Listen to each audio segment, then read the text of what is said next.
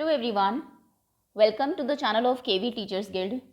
Students, this is part 2 of class 6 civics third chapter government.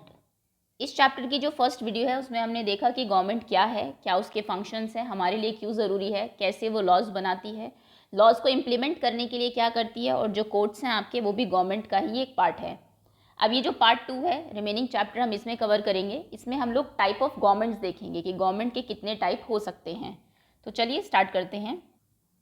We were on page number 31 page पर हम थे. Topic था हमारा types of government. Who gives the government this power to make decision and enforce laws.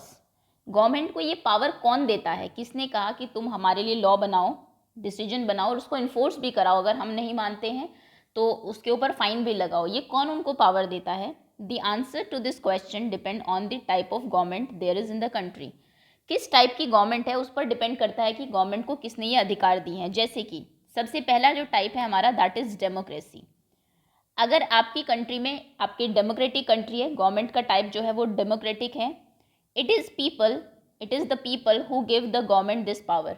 तो फिर लोगों ने जो गवर्नमेंट है उसको वो पावर दी है, क्योंकि डेमोक्रेसी में जो गवर्नमेंट बनती है वो हम लोग चूज़ करते हैं वोटिंग के थ्रू.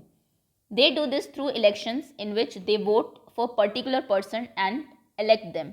गवर्नमेंट जो डेमोक्रेसी होती है, डेमोक्रेटिक टाइप ऑफ गवर्नमेंट, उसमें लोग वोट करते हैं और चूज़ करते हैं कि कौन पर्सन हमारे लिए रूल बनाएगा, कौन गवर्नमेंट फॉर्म करेगा. वंस इलेक्टेड, जब इलेक्ट हो जाते हैं, चुन लिए जाते हैं, these persons form the government, ये लोग गवर्नमेंट बनाते हैं. In a democracy the government has to explain its actions and defence its decision to the people. बिल्कुल, ये बहुत इंपॉर्टेंट पॉइंट है. जब डेमोक्रेसी होती है किसी कंट्री में तो सरकार क्योंकि लोगों ने बनाई है, हमने आपको वोट दे के वहाँ पर बिठाया, तो आप जो डिसीजन ले रहे हैं, जो रूल्स बना रहे हैं, उसके लिए आप उत्तरदायी होंगे, जिम्मेदार होंगे हमें आंसर करने के लिए कि ये हमने एक्शन क्यों लिया. अगर कुछ गलत हुआ तो फिर उसको डिफेंड भी करेंगे. ओके, तो जैसे कि डेमोक्रेटिक इंडिया की अगर हम बात करें, इंडिया वर्ल्ड की सबसे बड़ी डेमोक्रेसी है. कुछ भी होता है तो आप सरकार से पूछते हैं, है ना. डिबेट्स होती है, न्यूज़पेपर्स में आता है, वैसे भी लोग जो है प्रोटेस्ट भी करते हैं, अपनी बात मनवाते हैं, क्योंकि यहाँ पर डेमोक्रेसी, आप गवर्नमेंट से मांग सकते हैं, गवर्नमेंट को हमने ही बनाया है, अगर हमारी नहीं सुनेगी तो नेक्स्ट टाइम हम नहीं बनाएंगे. ओके, तो ये है डेमोक्रेसी, लोग चुनते हैं. डेमोक्रेसी में जो सरकार है, एक बड़ी अच्छी डेफिनेशन दी है एब्राहम लिंकन ने, अगर आप याद कर पाएँ डेमोक्रेसी की, हमेशा आप कभी भी एग्जाम में लिखेंगे, you will get full marks.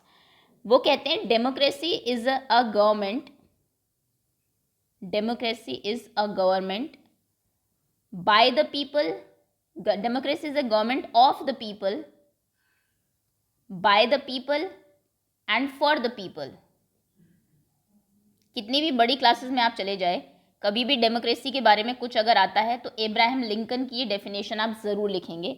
Democracy एक गवर्नमेंट का फॉर्म है जिसमें सरकार जो होती है वो लोगों की होती है, ऑफ द पीपल, लोगों की सरकार है, बाय द पीपल, लोगों के द्वारा है क्योंकि लोग ही चुनते हैं, एंड फॉर द पीपल, और लोगों के लिए ही है. हम आपको इसलिए नहीं चुन रहे हैं ताकि आप वहाँ जाकर जो सैलरी है वो अर्न करें या फिर आपके पास बहुत सारी पावर्स मिल जाएगी, आपको पावरफुल हमें बनाना है, नहीं, हम आपको चुन रहे हैं अपने लिए. ओके, तो डेमोक्रेसी एक गवर्नमेंट है of the people, bye the people and for the people. Okay, चलिए अब दूसरी फॉर्म ऑफ गवर्नमेंट पे आते हैं. Another form of government is monarchy.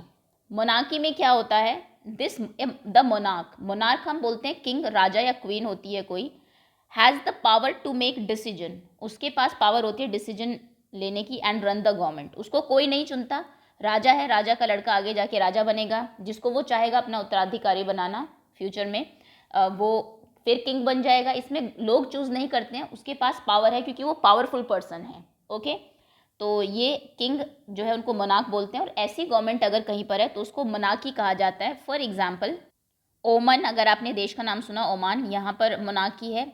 Saudi Arabia तो आपने ज़रूर सुना होगा, यहाँ पर भी किंग्स और अरब्स जो हैं वही रूल करते हैं. ओके, तो ये कुछ कंट्रीज़ हैं. ओमान, द स्टेट ऑफ कतार, कतार में भी मोनार्की है. ओके, चलिए बाकी सभी देशों में आजकल डेमोक्रेसी है, डेमोक्रेटिक फॉर्म ऑफ गवर्नमेंट ही चलती है. Okay, run the government. The monarch may have a small group of people to discuss matter with. अब ज़रूर नहीं है राजा अकेला ही हो, राजा अपने साथ कुछ लोगों को रख सकता है. मोनार्क जो है, किंग जो है, जिसके साथ वो डिस्कस करेगा क्या होना चाहिए, लेकिन the final decision making power remains with the monarch. Final decision जो है वो मोनार्क का ही होगा, राजा का ही होगा, उसकी मर्जी है वो लोगों की बात सुने या ना सुने।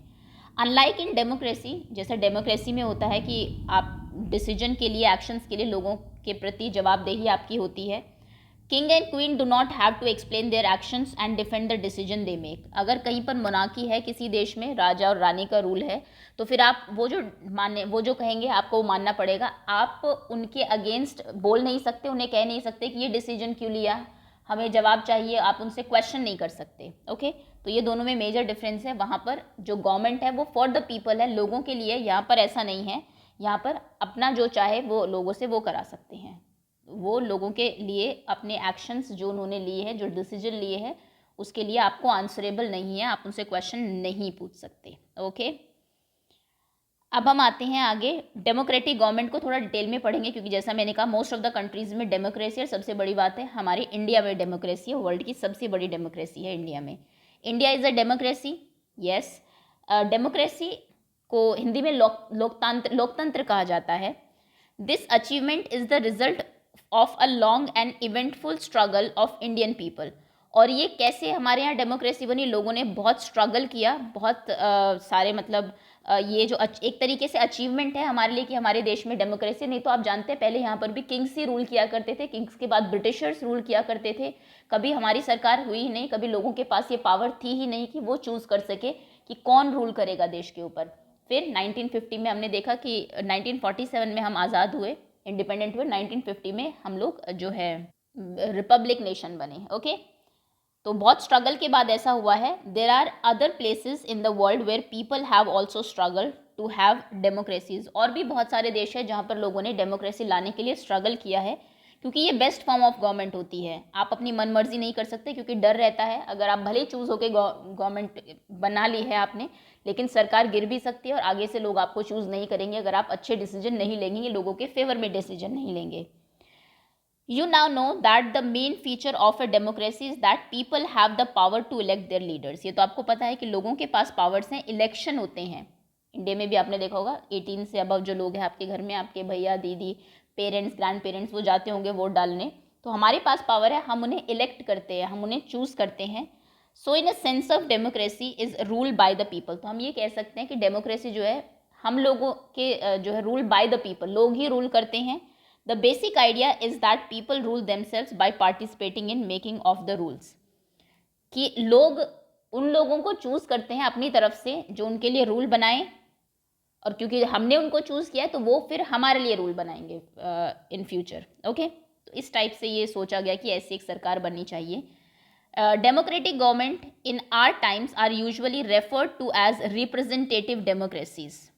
आज के टाइम में डेमोक्रेसी को आप रिप्रेजेंटेटिव डेमोक्रेसी कह सकते हैं। मतलब कि जो लोग सरकार में बैठे हुए हैं वो आपके ही रिप्रेजेंटेटिव है, आपको ही रिप्रेजेंट कर रहे हैं, क्योंकि आपने उनको चुन के भेजा है। इन रिप्रेजेंटेटिव डेमोक्रेसीज में क्या होता है, people do not participate directly. हम डायरेक्टली पार्टिसिपेट नहीं कर रहे हैं सरकार में, लेकिन choose their representative through an election process. हम अपने रिप्रेजेंटेटिव चूज़ कर रहे हैं जो हमें रिप्रेजेंट करेंगे, हमारी बात को सुनेंगे। अगर आप छोटे लेवल पे देखोगे तो आपको एक चीज़ समझ में आएगी। जैसे कि गांव में मान लीजिए आपके इलेक्शन हो रहे हैं, तो आप किसको वोट देते हैं? एक ऐसे आदमी को जो आपकी बात सुनेगा, आपके फेवर में डिसीजन लेगा, है ना। यही तो होता है ना, जो जिसके फेवर में ज़्यादा लोग होते हैं वही फिर ग्राम प्रधान, आपके जो शहर का मेयर जो भी है वो बनता है। ओके, तो एक तरीके से रिप्रेजेंटेटिव डेमोक्रेसी हम इसको बोल सकते हैं। वहाँ पर हमारे ही रिप्रेजेंटेटिव्स बैठे हैं, क्योंकि हमने ही उनको चुन के भेजा है। दीज रिप्रेजेंटेटिव्स मीट, ये लोग मिलते हैं, एंड मेक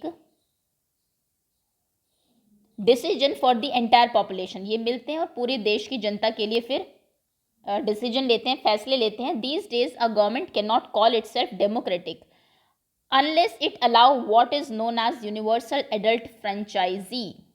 आजकल कोई भी सरकार अपने आप को तब तक डेमोक्रेटिक नहीं कह सकती जब तक उस देश में यूनिवर्सल एडल्ट फ्रेंचाइजी ना हो। अब इस टर्म का क्या मतलब है, ये बहुत इंपॉर्टेंट टर्म है। यूनिवर्सल एडल्ट फ्रेंचाइजी मतलब कि जितने भी एडल्ट्स हैं, जितने भी बड़े लोग हैं, उन सभी को, और इंडिया में ये एज जो तय की गई है वो 18 साल है, 18 साल से बड़े सभी लोगों को वोट देने का अधिकार होना चाहिए। चाहे वो किसी भी जेंडर का हो, चाहे किसी भी रेस का हो, चाहे किसी भी कास्ट का हो, चाहे किसी भी रीजन का हो, कोई भी लैंग्वेज बोलता हो, कोई भी रिलीजन फॉलो करता हो, कुछ भी हो, सबको अगर अधिकार दिया है आपने तो ही आप अपने आप को डेमोक्रेटिक गवर्नमेंट कह सकते हैं। आप कहें कि मान लीजिए किसी कंट्री में कर दिया कि सिर्फ क्रिश्चियंस वोट देंगे, हिंदू मुस्लिम्स वोट नहीं दे सकते हैं, और फिर वो कहे कि हम भी डेमोक्रेटिक गवर्नमेंट है, तो ऐसा नहीं होता। अगर आपने सबको वोटिंग राइट दिया, सबने अपने वोट दिया, तभी आप डेमोक्रेटिक गवर्नमेंट बन सकते हैं। Okay, this means that all adults in the country are allowed to vote. सभी एडल्ट्स को वोट देने का अधिकार अगर होगा और तब आप चुने गए हैं, तब आप डेमोक्रेटिक है। सिर्फ आपने कुछ लोगों को राइट्स दे दिया, मान लीजिए कहा गया कि सिर्फ आदमी वोट देंगे, औरतें नहीं देंगे, फिर आपकी सरकार बन गई, फिर आप कहे कि हम तो डेमोक्रेटिक गवर्नमेंट है, लोगों ने चुना है। नहीं, लोगों में सभी लोग शामिल नहीं थे, वुमेन शामिल नहीं थी अगर, तो फिर उसको भी यूनिवर्सल एडल्ट फ्रेंचाइजी नहीं कहा जाएगा, आपकी सरकार को डेमोक्रेटिक नहीं कहा जाएगा। इस टॉपिक पे यहाँ पे थोड़ा सा आपको बताया हुआ है, इसको हम लोग बाद में पढ़ेंगे। लेकिन ओके, पहले ऐसा था कि वुमेन को राइट्स नहीं थे, वो वोट नहीं दे सकती थी। बहुत स्ट्रगल के बाद ऐसा हुआ है कि सब लोगों को इक्वल वोटिंग राइट्स मिले हैं। But it was not always like this, हमेशा ऐसा नहीं था। Can you believe that there was a time when government did not allow women and the poor to participate in election. जैसा मैंने कहा, एक ऐसा टाइम भी था जबकि वुमेन पार्टिसिपेट नहीं कर सकती इलेक्शन में, गरीब लोग पार्टिसिपेट नहीं कर सकते इलेक्शन में। ऐसा भी एक टाइम था जब ऐसा होता था। In their earliest form government allow only men who own property.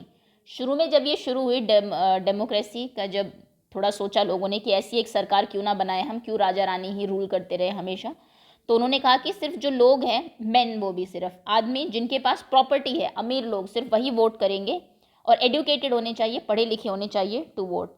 This mean that women, the poor, the propertyless and the uneducated were not allowed to vote. जो पढ़े लिखे नहीं है, जिनके पास प्रॉपर्टी नहीं है, जो गरीब है या वुमेन, इनको तो वोटिंग का राइट आपने दिया ही नहीं।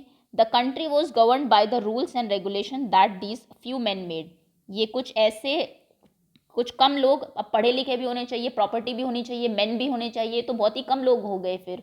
तो बहुत ही कम लोगों ने सरकार बनाई और वही फिर रेगुलेट करती थी। तो क्या ऐसी सरकार को आप डेमोक्रेसी कहेंगे? बिल्कुल भी नहीं। तो यानी कि डेमोक्रेसी का एक इंपॉर्टेंट वो क्या है, that is universal adult franchise. ये वर्ड याद कर लीजिए आप, अगर अपने आंसर में यूज़ करेंगे तो आंसर बहुत मतलब इफेक्टिव बनेगा आपका। इन इंडिया में इंडिपेंडेंस से पहले only a small minority was allowed to vote. हम बात कर रहे हैं 1947 से पहले की, जबकि ब्रिटिशर्स थे यहाँ पर, तब भी इलेक्शंस होते थे, तो लेकिन उसमें सभी को वोटिंग राइट नहीं था। कुछ ही लोगों को वोटिंग राइट दिया जाता था, and they therefore came together to determine the fate of the majority. कुछ लोगों को आपने राइट दे दिया जो कि सभी लोगों के लिए सरकार बनाएंगे। जो मेजॉरिटी ऑफ लोग हैं उनको तो वो राइट है ही नहीं, सिर्फ कुछ अमीर लोगों ने सभी के लिए, चाहे वो गरीब है, चाहे अनएजुकेटेड है, वुमेन है, क्योंकि सरकार तो सभी के लिए है। ज़रूरी थोड़ी है वो आप ही को गवर्न कर रही है। वो जो रूल बनाएंगे वो तो सब पे लागू होगा। तो हमने सरकार बनाई नहीं, हमें आपने वो अधिकार दिया नहीं, लेकिन रूल हमारे लिए आप बना रहे हैं। ये क्या बात हुई? Several people including Gandhi ji were shocked at this unfairness of this practice। कुछ लोग तो शॉक हो गए कि इतना अनफेयर है ये, कि हमें वोटिंग राइट नहीं है, हम आपको चुन नहीं रहे हैं, लेकिन हमें आपकी बात माननी पड़ेगी क्योंकि कुछ एक लोगों ने आपको चुन लिया है। उन्होंने डिमांड किया that all adults have the right to vote. सभी एडल्ट को आप क्यों नहीं अधिकार देते हैं वोट का? This is known as universal adult franchise. Hopefully ये टर्म आपको क्लियर हो गई हो क्या होती है। Writing in journal Young India, Gandhi ji का एक जर्नल वो लिखते थे जिसका नाम था यंग इंडिया। 1931 में गांधी जी ने लिखा, I can not possibly bear the idea that a man who has got wealth should have the vote. उन्होंने कहा कि ये जो आइडिया है, ये जो विचार है, मैं इसको सहन नहीं कर पा रहा हूँ कि कुछ आदमी जिनके पास वेल्थ है, जिनके पास पैसा है, सिर्फ संपत्ति है, वही वोट कर पाएंगे। But that a man who has got character, लेकिन जिसके पास अपना कैरेक्टर है, बट नो वेल्थ और लिटरेसी, लेकिन वो पढ़ा लिखा नहीं है, मतलब कैरेक्टर मतलब ईमानदार है कोई व्यक्ति, लेकिन पढ़ा लिखा नहीं है, प्रॉपर्टी नहीं है, तो हैव नो वोट, उसको आप वोट नहीं देंगे। और अ मैन हु वर्क्स ऑनेस्टली, जो ईमानदारी से अपना काम करता है, बाय द स्वेट, अपना खून पसीना बहाता है, of his bro days, in and day out, दिन रात अपना पसीना बहा रहा है, should not have the vote, उसको वोटिंग का राइट नहीं है। For the crime of being a poor man, क्योंकि उसका क्या क्राइम है, उसने क्या गुनाह किया? क्योंकि वो गरीब आदमी है, इसलिए आपने उसको वोटिंग का राइट नहीं दिया, सिर्फ अमीर लोगों को दे दिया। ये तो आइडिया मतलब बेयर करना ही मुश्किल है, ये तो इसके बारे में सोचना, सहन ही नहीं करना चाहिए। सभी ने इसको अपोज किया था। उसके बाद okay, name the neighbouring state, ये तो हम लोग क्वेश्चन आंसर्स में करेंगे ही। ये लेकिन मैं आपको करा देती हूँ, ये स्टेटमेंट दी हुई है आपको नीचे, आपको देखना है, क्योंकि हमने पढ़ा था 3 लेवल पे गवर्नमेंट काम करती है, लोकल लेवल, स्टेट लेवल और सेंट्रल लेवल। सेंट्रल लेवल पूरे देश के लिए, स्टेट लेवल एक स्टेट के लिए, लोकल लेवल लोकल जो गांव या शहर है उसके लिए। अब कुछ यहाँ पे आपको वो दिए हुए हैं, कुछ डिसीजन लेने हैं सरकार को। आप बताइए कौन से लेवल की गवर्नमेंट लेगी। डिसीजन लेना है कि इंडिया और रशिया का जो रिलेशन है वो पीसफुल रहना चाहिए, कोई हम लड़ाई नहीं करेंगे रशिया के साथ, अच्छे रिश्ते रखेंगे, ये लेगी सेंट्रल गवर्नमेंट क्योंकि पूरे देश का मुद्दा है। डिसीजन लेना है कि वेस्ट बंगाल में 8वीं क्लास में गवर्नमेंट स्कूल में बोर्ड किए जाए या नहीं, क्योंकि सिर्फ वेस्ट बंगाल की बात हो रही है, पूरे देश की बात नहीं हो रही। इस पर केंद्र सरकार सेंट्रल गवर्नमेंट डिसीजन नहीं लेगी, इस पर स्टेट गवर्नमेंट डिसीजन लेगी, वो भी वेस्ट बंगाल की। Introduction of a new train between Dibrugarh and Kanyakumari. Dibrugarh और कन्याकुमारी दो अलग अलग उसके आपके स्टेट के ये आपके टाउन्स हैं, इनके बीच में ट्रेन चलानी है, तो नई ट्रेन चलाई जाए या नहीं ये डिसीजन कौन लेगा, ये लेगी सेंट्रल गवर्नमेंट। कॉमन वेल, एक गांव में एक कुआं होना चाहिए सभी गांव वालों के लिए, इसका डिसीजन कौन लेगी, इसका लेगा local government. Central government Modi या योगी इसके लिए डिसीजन लेने नहीं आएंगे, ये वहाँ के जो ग्राम प्रधान है उसको लेना पड़ेगा। Decision to construct a big children park in Patna, Patna में एक बड़ा सा चिल्ड्रन पार्क बनाया जाए, इसका डिसीजन वहाँ के जो शहर की मेयर होंगे वो लेंगे, यानी कि लोकल लेवल पे लिया जाएगा। Decision of government of Haryana to provide free electricity to all farmers, सभी किसानों को फ्री इलेक्ट्रिसिटी बिजली दी जाए हरियाणा में सिर्फ, ये कौन लेगा, ये हरियाणा की सरकार लेगी, मतलब स्टेट गवर्नमेंट लेगी ये डिसीजन। 1000 रुपये का नोट, नया नोट लाया जाए, जैसा अभी 1000 रुपये का नोट है नहीं, तो ये डिसीजन कौन लेगा, ये लेगी सेंट्रल गवर्नमेंट। ओके, जो करेंसी प्रिंट करने का अधिकार है वो सिर्फ सेंट्रल गवर्नमेंट के पास है और किसी गवर्नमेंट के पास नहीं है। तो ये आपको पता होना चाहिए कि डिसीजन किस लेवल पे लिए जाते हैं, डिपेंड करता है कि वो किन को अफेक्ट करेंगे। ओके, अगर 1000 रुपये का नोट है तो ऐसा तो नहीं है गांव को ही अफेक्ट करेगा या एक स्टेट को ही अफेक्ट करेगा, वो तो पूरी कंट्री को अफेक्ट करेगा, तो वो डिसीजन फिर सेंट्रल गवर्नमेंट लेगी ताकि पूरे देश पर एप्लीकेबल हो। ये मैप में आप खुद देख लीजिएगा, name of neighbours of India, India के नेबरिंग कंट्री कौन कौन सी है, China, Bhutan, Nepal, Pakistan, obviously Bangladesh and Myanmar. Okay, Myanmar. Next, आपका कौन सा स्टेट या यूनियन टेरिटरी में आप रहते हैं उसके पड़ोसी वो देखिए, जो वहाँ पर भी आप रहते हैं मैप में देखिए उसके पड़ोस में कौन से स्टेट है उनके नाम लिखेंगे, अपने डिस्ट्रिक्ट का नाम लिखिए और आपके डिस्ट्रिक्ट से नेशनल कैपिटल जो है दिल्ली, उसका रूट देखिए कि क्या है। ओके, तो ये आपको मैप देख के कंप्लीट करना है। अब हमारा एक कॉलम यहाँ पे रह गया था, वोट्स फॉर विमेन, कि विमेन ने अपने वोटिंग राइट्स के लिए क्या स्ट्रगल किया, यहाँ पे आपको बताया हुआ है। Nowhere in the world have government willingly shared power, ये तो आप सभी जानते हैं, कोई अगर सरकार में है, आपके पास अगर पावर है, आप अपनी मर्जी से लोगों को नहीं देंगे कि चलिए अगली बार से आप मुझे चुनिएगा, बिल्कुल नहीं। जो राजा थे, किंग्स थे कहीं पर, उन्होंने ये जो पावर दी लोगों को कि अब से आप वोट किया करेंगे, ये अपनी मर्जी से नहीं दी है, लोगों ने छीनी है, स्ट्रगल करके ली है। ऑल ओवर यूरोप, पूरे यूरोप में और यूएसए में, women and the poor have had to fight for participation in the government, women को और जो गरीब लोग हैं उनको बहुत फाइट करना पड़ा कि हमें भी गवर्नमेंट में पार्टिसिपेट करना है। Women struggle to vote got strengthen during the first world war, इनका जो वुमेन का जो स्ट्रगल था वोटिंग के लिए, पहले जब विश्व युद्ध हुआ था तब ये बहुत ज़्यादा हो गया, स्ट्रेंथन हुआ और इसको मजबूती मिली। फर्स्ट वर्ल्ड वॉर 1914 में हुआ था, 1918 तक चला था, 4 साल तक। ओके, तो women's suffrage movement, as the term suffrage usually means right to vote, इस मूवमेंट का, इस आंदोलन का नाम दिया गया वुमेन सफरेज मूवमेंट। सफरेज का मतलब होता है वोटिंग का राइट। ड्यूरिंग द वॉर, जब युद्ध चल रहा था, मैनी मेन वर अवे फाइटिंग, जो मेन थे, आदमी जो थे वो तो लड़ने के लिए गए हुए थे, and because of this women were called upon to do work that was earlier consider men's work. देखिए, आदमी लड़ने के लिए चले गए तो जो काम पहले आदमी किया करते थे उसको करने के लिए अब औरतों को वो बुलाने लगे, गवर्नमेंट में या फिर कहीं भी फैक्ट्रीज में कोई काम मेन करते थे उनको लड़ने के लिए भेज दिया, अब वुमेन वो काम करने लगी। मैनी वुमेन बिगिन ऑर्गेनाइजिंग, जब वो मिलने लगी आपस में, पहले तो वो सिर्फ घर में रहती थी, मिलने लगी तो उन्होंने मिलके बातें करना शुरू किया, अपना ऑर्गेनाइज करना शुरू किया, इकट्ठे होने शुरू किया। And managing different kind of work, और बहुत सारे वर्क को वो एक साथ संभाल भी रही थी। When people saw this they began to wonder why they had created so many unfair stereotypes about women. जब लोगों ने देखा कि जो काम मेन कर सकते हैं वो तो वुमेन भी कर रही है, तो उन्होंने देखा कि ऐसे फिर स्टीरियोटाइप लोगों ने क्यों बनाए हुए हैं कि वुमेन तो किसी काम की नहीं है, इनको तो बस घर में रहना चाहिए, इन ये क्या करेंगी सरकार चुन के, ये सोचना उन्होंने शुरू किया। And what they were capable of doing, और उन्होंने देखा कि वुमेन क्या क्या कर सकती है, सभी वो काम कर सकती है जो मेन कर सकते हैं। आजकल तो आप देखिए वॉर होता है तो उसमें भी वुमेन जाती है। So women begin to seen as being equally capable of making decisions. तो उन्होंने वुमेन को फिर लोगों ने ऐसे देखना शुरू किया कि ये भी इक्वल बराबर है आदमी के फैसला लेने के लिए। अगर घर के फैसले भी ले सकते हैं तो वो सरकार बनाने का फैसला भी ले सकती है। The suffragettes demanded the right to vote for all women, and to get their demands heard, they chained themselves to railing in public places. जो इनके लिए प्रदर्शन जो कर रहे थे, तो वुमेन को वोटिंग का राइट मिले, उसके लिए उन्होंने अपने आप को रेलिंग से अपने आप को चेन कर लिया, जंजीरों में बांध लिया, ताकि लोगों का ध्यान जाए उनके ऊपर और उनकी आवाज़ सुनी जाए। मैनी सफ्रेगेट्स वर इम्प्रीजन, बहुत जो उनमें से क्रांतिकारी महिलाएं थी जो इस बात की मांग कर रही थी, उनको इम्प्रीजन किया गया, जेल में डाला गया। And went on hunger strike, बहुत सारी भूख हड़ताल पे चली गई। They had to be fed by force, और उनको ज़बरदस्ती फिर खाना खिलाया जाता था। American women got the right to vote in 1920, 1920 में अमेरिका की वुमेन को फिर ये अधिकार मिल गया था। अगर आप लड़ें अपने अधिकारों के लिए तो ज़रूर आपकी बात सुनी जाएगी। वाइल, अब ये नहीं लड़े, किसी भी जेन्युइन चीज़ होनी चाहिए उसके लिए। While women in UK got the vote on the same terms as man some years later, और यूके में फिर 1928 में जो वुमेन है उनको वोटिंग राइट्स मिला था।